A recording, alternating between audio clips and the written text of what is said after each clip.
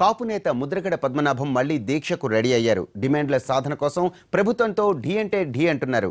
సీఎంతో లిఖితపూర్వక హామీకి పట్టుబడుతున్నారు. అయితే ప్రభుత్వం కూడా ఈసారి గట్టిగానే ఉంది. దీక్షను పట్టించుకోకూడదని భావిస్తోంది.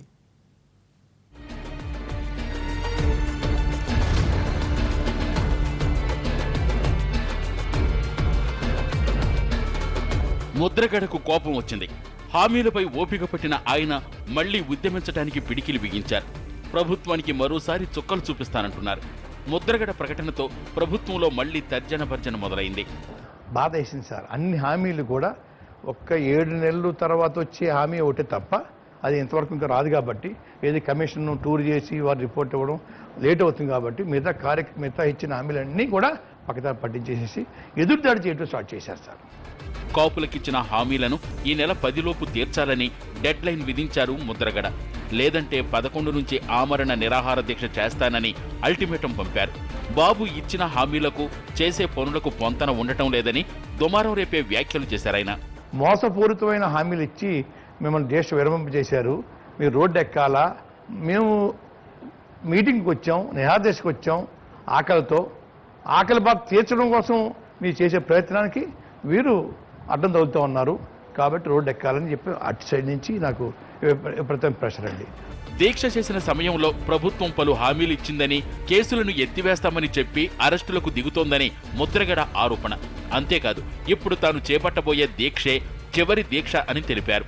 ఈసారి ఆయన ఒక్కడే కాదు, 13 జిల్లాల కాపు నేతలు కూడా దీక్షలో కూర్చోవడానికి సంసిద్ధత చేస్తున్నారు. అయితే ప్రభుత్వం కూడా పట్టుదలతోనే వ్యవహరించాలనే విధంగా కనిపిస్తోంది. దీక్ష చేసినా పెద్దగా పట్టించుకోకుండా ఉండాలని భావిస్తోందని సమాచారం. ఇప్పటికే ముద్రగడపై ఎదురుదాడి ప్రారంభించిన మంత్రులు దీక్ష రోజుల్లో మరింత డోస్ పెంచాలని భావిస్తున్నారు. ఒక పక్క 100కి 100 పాళ్ళు కాపులకు తెలుగుదేశం కోటేశారంటే ఆ ముద్రగడ పద్మనాభ గారే 100 కాదు 1000% కాపులు తెలుగుదేశం కేశారన్నారు. మళ్ళీ ఇప్పుడు ఏమన్నాడు, పచ్చ చొక్కాలకు మాత్రమే ఇచ్చారన్నారు. ఏందండి అంటే పచ్చ చొక్కాలు వేసుకున్న వాళ్ళు అర్హులు కదా, పచ్చ చొక్కా వేసుకున్న కాపులు కదా? మీరే అడగండి, పచ్చ చొక్కాలు వేసుకున్న కాపులందరూ అడగండి. ఆయన్ని ఇవ్వద్దన్నాడు ముద్రగడ పద్మనాభం గారు. పచ్చ చొక్కాలు వేసుకున్న కాపులు ఎవ్వరికి లోన్లు ఇవ్వద్దన్నారు, సబ్సిడీ ఇవ్వద్దన్నారు. ఇది పద్ధతి కాదండి, ఇదంతా జగన్ పద్ధతి. ముద్రగడ దీక్షతో కాపులకు అన్యాయం జరుగుతోందని ఎదురుదాడి చేయాలని యోచిస్తోంది సర్కార్. గతంలో దీక్ష ప్రారంభమైన 3వ రోజు నుంచే ముద్రగడతో చర్చలు ప్రారంభించారు. ఈసారి గట్టిగానే ఉండాలని నిర్ణయం తీసుకున్నట్లు తెలుస్తోంది.